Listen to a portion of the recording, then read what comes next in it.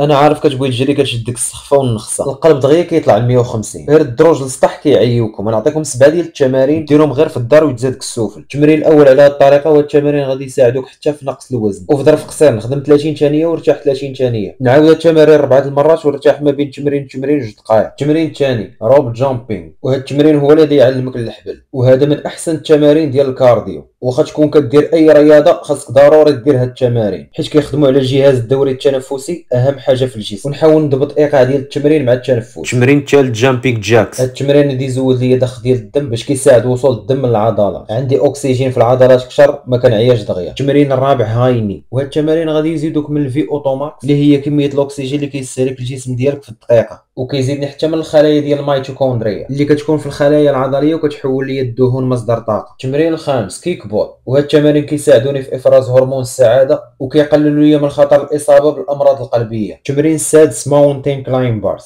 كيخدم بزاف ديال العضلات وكيساعدني في انتاج الاي تي بي اللي هي الطاقه اللي كتقلل ليا اللاكتيك اسيد اللي كيتكون ليا وسط العضلات. هنا كندير ريكافري بالزربه وتعاود تريني احسن من المره اللي فاتت. التمرين الاخير اللي هو بيربيس بورد جامب، ومع المده الجسم ديالك هو اللي يقول لك زيدني الثواني. هادشي راه والو. وحاولوا ما تضيعوش هاد النعم. بارطاجي انت مع صاحبك ولا انت مع صاحبتك، وختمها ب 15 دقيقه ديال المشي الا كنتي في الغابه، ولا كنتي في لاصال ختمها ب 15 دقيقه في التريد ميل، ونتلاقاو في نعمه اخرى.